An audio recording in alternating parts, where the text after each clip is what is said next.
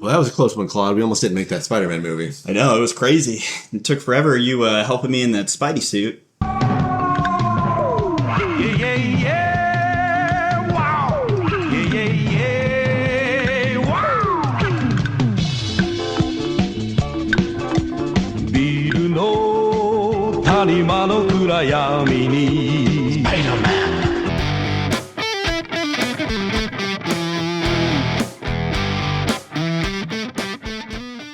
Hiya, Thanos. We're the Lamest Defenders. I don't even know who you are. We have a small but dedicated fan base. Welcome back. So we got to see Spider-Man Brand New Day, finally, after, 5 years since the last one? I don't know. Yeah, I definitely do. I've been counting every day since. And to be honest, first impressions, of the trailer and stuff, I wasn't all that excited to see this movie. I was telling you beforehand, this is the first Spider-Man movie I hadn't completely spoiled. Yeah. At all. Yeah. Because I honestly, Big day. yeah, I wasn't, Big day for Claude. I wasn't that excited. I don't know, the movie starts out with kind of how No Way Home ends, and it's a few years later, they're all, Spider-Man, aka Peter Parker, he's basically watching his friend and his ex-girlfriend. Peter Parker, Spider-Man? Yeah, who would have thought? He's watching his friends, basically go on without him. And it's very Spider-Man comic book. It was. I liked it. I loved the way they just he was looking at TikToks of them going to MIT and watching the 4 years basically pass that way. I thought it was very clever. Yes, extremely clever, and it's kind of realistic to how nowadays, just being depressed and doom scrolling all day.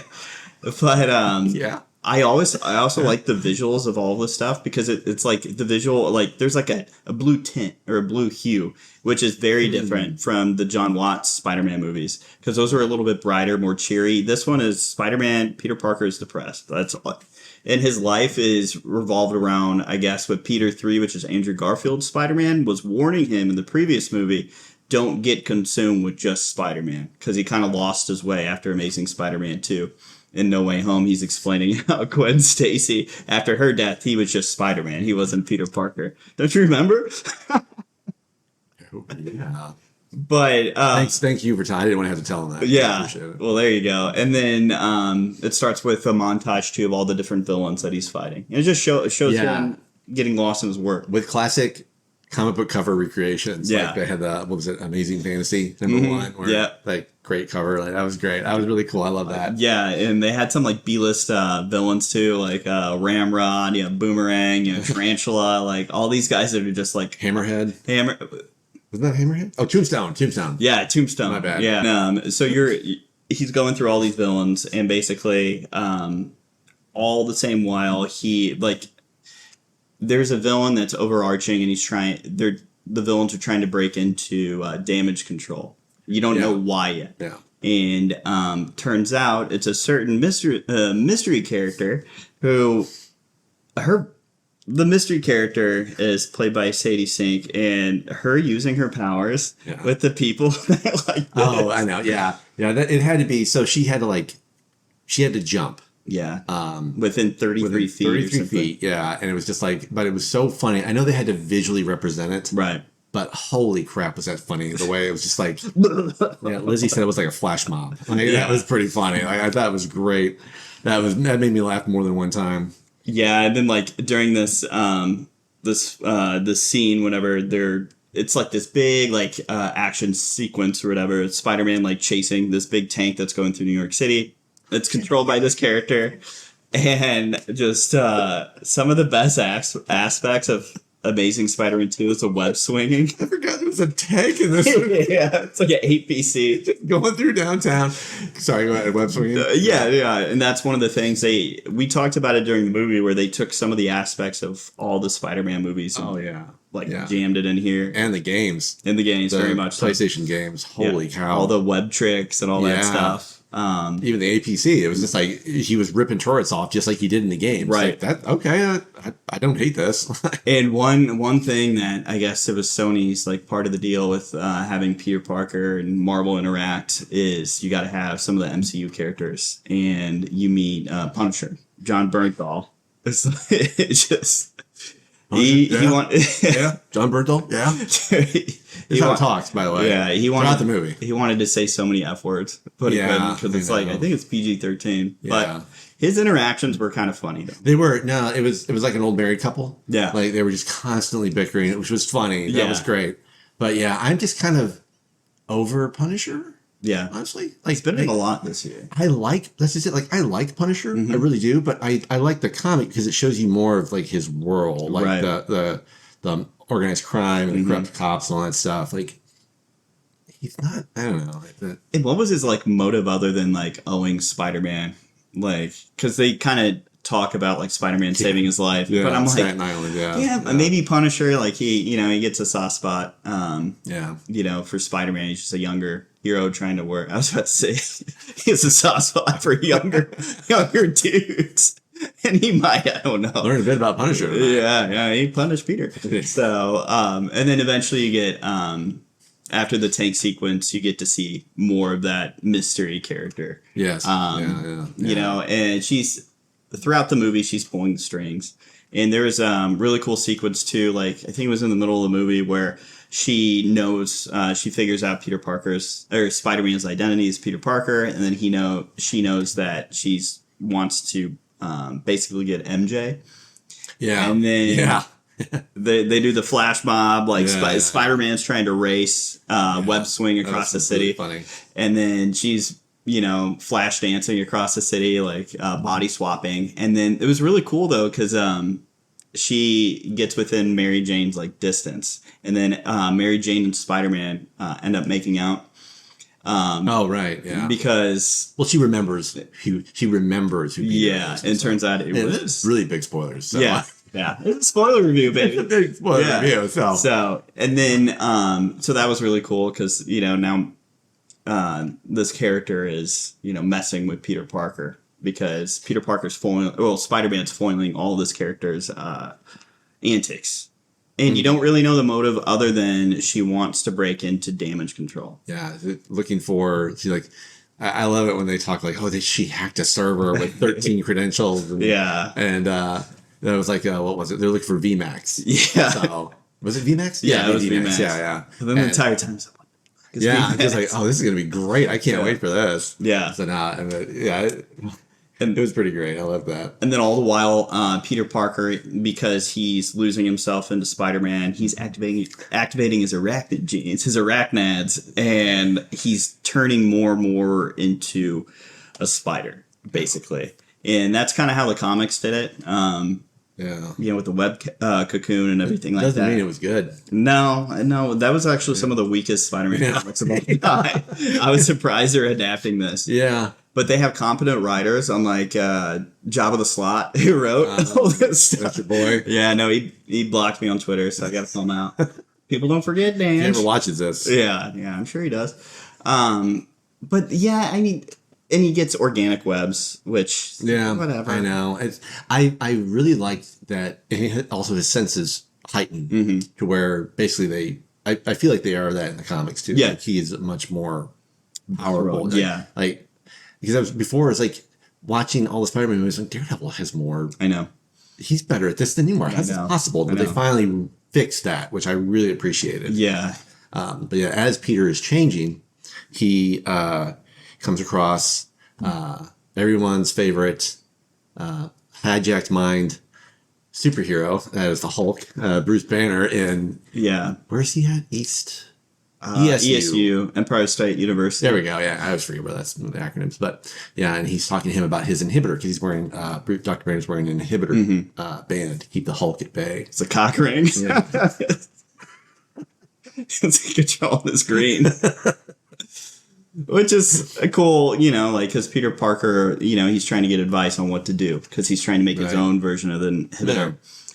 Because he wants to keep his spider genes down. Turn into a whole spider, Yeah, and eventually the bad guy controls Bruce Banner to lose himself to the Hulk.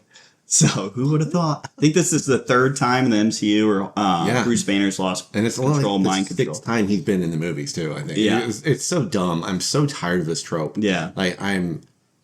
But I will say, thankfully, finally, we got green. We got like the Hulk back, which was so welcome. Because at first he popped up and he was Professor Hulk, and I was like, yeah, I know, yeah. And then like Gray Hulk or something. And then Jean Grey, and then Hulk's getting like, I think he gets like concussed by Punisher. And then that loses Jean's grip on Hulk's mind, and he goes fully Hulk. Yeah. Which is cool. He lost his inhibitor, too. Yeah. He's it was awesome. Yeah. It was great. Dude, he was the beefiest Hulk's ever been on screen. Yeah. It was like giant. Better than Avengers. Yeah. Finally. Like, it just makes you want a Hulk movie. I know, so badly. I just wish they would stop teasing us. Yeah. And this whole scene was...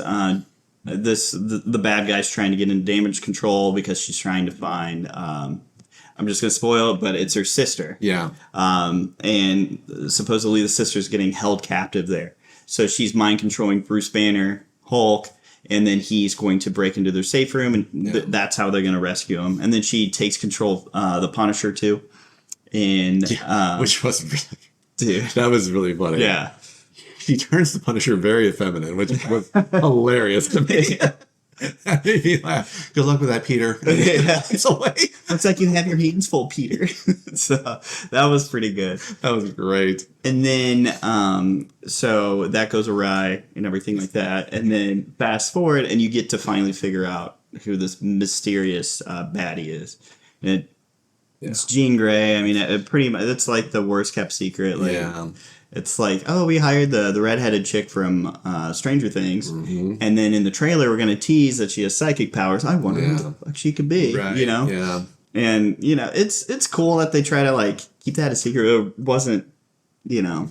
And the one thing, she was trying to get, also she's trying to get VMAX, but she's trying to get to the director of damage control. To find out where his sister is. Who was, like, rehabilitating all of these, like, rehabilitating. Yeah. Like, he had a bunch of hand ninjas in his own, like, that was cool. building. Yeah. But, yeah. Their security. Yeah. So they were, like, hand security. It was actually pretty dope. But, yeah. And they showed, like, the Shocker's fist from Homecoming. Oh, right. Yeah. So. But whenever Jean takes someone over, they have absolutely no recollection of what happened. So, the director, I forget his name. I think everyone did. Yeah. Jean took my mind over to it. And he said, that, oh yeah, she must have remembered Jean's looking for Sarah. Yeah. He's like, I want Sarah. Where's Sarah? Mm-hmm. And Peter's like, who's Sarah? He goes, she got in my mind. She pulled that name out. So it was someone I used to work with. Yeah. But we come to find out that was a big lie. Because Sarah is actually her sister, who is also a telepath. Older sister, kind of showing her the ropes. Yeah. They do a flashback of that. Yeah, the flashback's really nice. That's, to my knowledge, that's not how it is in the comics. Yeah. But I don't care. Like, it's fine. Make your own thing. Exactly. Yeah. It was a catalyst to make her stronger because as Jean is in this damage control room, they're like trying to mimic her power to possess people. Yeah. So they're like basically like hitting her with these possession rays like all the time, trying to get them like to bounce back basically. And like, she did, and this is after the scene of them breaking into damage control. Jean Grey gets foiled by Spider-Man. And she gets captured. Yeah. So this is where they're at, and then she's captured. And yeah, they're just trying to steal her possession powers. Yeah. Yeah. But and then like you find out that they killed the sister, and that just because she's all this time we're wondering what VMAX is. She's just looking up because she's just getting like assaulted basically. Yeah. And she looks up and she sees VMAX on the vent. Yeah. And it was like a little sticker was hanging off. So it was the last thing she saw as her heart was failing. You know, it was just like VMAX. Yeah, there you go. And then just nothing. Then Spider-Man kind of realizes what he did because he finds out through investigation with Frank in his little hideout area who this mysterious character is, Jean Grey. Then they find out more information. So his whole thing was he goes to go bust her out. Yeah. And the Punisher's like, no. Yeah. You ain't doing that. Because Jean Grey eventually gets control of all of her powers, and she basically, it's like a big time bubble where she's freezing everybody. Yeah, yeah. And she's obviously pissed off. Yeah. And then, so Spider-Man breaks in there, And then he has this really cool fight scene with the hand. It's like one of my favorite fight scenes in Spider-Man history. Well, that was honestly one of the best fight scenes in the MCU. The choreographing and everything was amazing. Why wasn't Shang-Chi like that? I don't know. Same director, too. So Was it really? Mm-hmm. That's why I wasn't excited about this movie. Oh, I didn't know that. Yeah. Oh, that's a bummer. Yeah. But he's got talent because this movie was sweet. It Wonder looked Man was great. sweet. Yeah. It looked really good. I really liked the look of this movie. Like as he's hanging upside down, you see Peter just sitting normally like we are in our chairs, but you see the New York skyline completely upside down. It's just stuff like that, little touches. It's like nice. Yeah. I just innovative like camera shots and stuff. It looked good. Yeah. So eventually, Man, I'm really pissed off that he did Shang-Chi. yeah. So eventually, Peter reaches Jean Grey, and Jean Grey, the whole movie, she wasn't able to go into Peter's mind. I think there's like some psychic barrier there with like memories of Aunt May. And then eventually she's strong enough to enter his mind because she tries to control him. And then turns out it was like a little powwow sit on the bed where Aunt May's telling her to do better. Marissa Tomei revisits her Oscar-winning role in My Cousin Vinny. She's like, oh, you got your powers? Bada bing, bada boom. And then you hear... She said powers. That made me laugh so hard. And then you hear a gunshot, and it was Punisher. He's sniping with 50 cal. Yeah. Spider-Man gets hit. Jean Grey is like, oh no. Like, I know what I've done now. Yeah. And then... Because she's just a stupid kid. And then Spider-Man, like, that's how the movie ends. Basically, Spider-Man's in the ICU. He gets better. She keeps him in a coma, essentially, to, like, let his body heal. Yeah. And I thought that was very clever. Sure. I liked that a lot. I thought, and then, I don't know. But you got to have the Punisher tell everybody that, because the audience is too stupid to know it on their own. She kept you alive with that telepathic mumbo jumbo. So that's pretty much the movie. Channeling De Niro. I feel. And then the end credits is basically Ned has a Spidey tracker, and it shows there's a spider track somehow in space.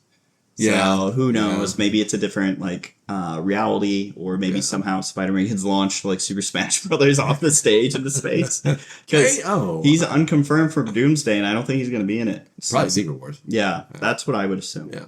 So after spoiling this entire movie, what do you think? I thought it was good. At one point we kind of thought like Zendaya was Mary Jane was gonna die, and we were just like, okay, bye. Yeah. Go away. Right. It was I'm really tired of Tom Holland and Zendaya, honestly, at this point. But I thought Tom Holland did a very good job in this movie. Yeah. It was funny because like Spider-Man and Jean Grey had more chemistry on screen, excuse me, than Peter Parker and MJ. Right. And those two are married. Yeah. I'm just like, it's, how do you, I don't know. So that was some of the, like, also they sounded different. Yeah. They all sounded different. Tom Holland was trying way harder to have like a Queen's accent. Yes, he was. Yeah. Because sometimes it would come out a little bit, it was more subtle, but this is kind of like, bada boom, bada bing, it's like, all right, man. Garmin Bozia. Yeah. So, the one scene when Spider-Man goes to visit MJ and Ned at MJ's request, and there is Peter's just sitting on the floor, or Spider-Man in his full getup is just sitting on the floor, and he's putting together a Lego set with Ned. Yeah. Right behind him, like right here, you just see this PlayStation 5 Pro. And it's like it just like sits right there, and it made me laugh because the whole controversy with PlayStation right now, and they're all digital. Yeah. There is clearly a PlayStation 5 Pro with the disc drive. I was like, how dare you, Sony? How dare you? So no, that kind of got a chuckle out of me. But the movie was fine. I give it like a 7. 7? Yeah. It was like, pretty solid. It's 6 or 7. Like it wasn't No Way Home or whatever the third one was called. That was a roller coaster. That was just a fun ride. Tom Holland had to carry this one, and I thought he did a good enough job. But I loved the direction of it, like the actual camera movements and all that good stuff. And the hand scene was the best. Yeah, I'd like more of that. That was the best, yeah. I was waiting for Daredevil because in the trailers, like you see, like the prison, is the hand. I was like, oh, they're gonna have Daredevil in prison, but no cameo there. That's fine. Yeah, I mean, they already had freaking Punisher. You have a Hulk. You have Jean Grey. Yeah. My thoughts. I didn't like it as much as I liked No Way Home because No Way Home was like you have Toby and Andrew and everything, and they did that was like a love letter. This, I really liked how they continued it. It was more like a modern Spider-Man comic, only like written really better, or like really well. I think my biggest negative was Jean Grey. Like, I liked her and everything, but it just feels like now they're shoehorning the X-Men into the Spider-Man movie. And towards the end, it felt like a Jean Grey movie where they really focused on that. I appreciate that, but I mean, I would have liked it better in an X-Men movie. Right. You don't have to put it in a Spider-Man movie that's already jam-packed with a bunch of nods and winks to other characters. Like, I liked it, but like, you could have had Spider-Man has some of the best villains of all time. And then they could have had a Spider-Man villain be the main villain. I mean, it's a little bit different than other Spider-Man movies, but I would have appreciated, something like a classic Spider-Man villain. I mean, you have the Scorpion who gets like manhandled. Not even close. He was cool though. Yeah, I didn't expect he would ever be back. So I thought No Way Home was more of a Marvel movie. Mm-hmm. This was a more Spider-Man movie. Yeah, which I did like. I liked that a lot. Oh, and then there was a lot of comparisons to Spider-Man 2. Mm-hmm. Yeah, there was so much of ripping off of Spider-Man 2 with the inhibitor chip. Right. Which is totally going to be the inhibitor chip is going to be Bolivar Trask's mutant suppressant. Yeah. That's totally good. That's going to happen now. So Spidey just took all the powers out of the mutants right before they got started. So I think I would probably give it I would say an 8. I think I gave No Way Home maybe like a 9.5. You gave it a 10, dude. Oh, I gave it a 10? I think you gave it a 10. Yeah, perfect fucking movie. I would say this is 8 out of 10. I mean, I still liked it. It was a good movie. I'm a little bit more critical of Spider-Man movies. And then him sharing time with potential X-Men reboot. Not my thing, but whatever.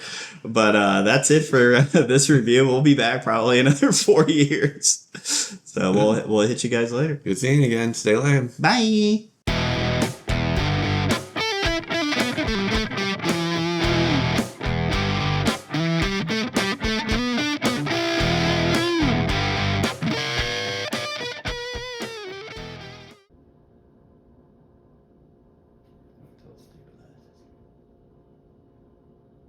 She probably thought of this before I hit record. Yeah.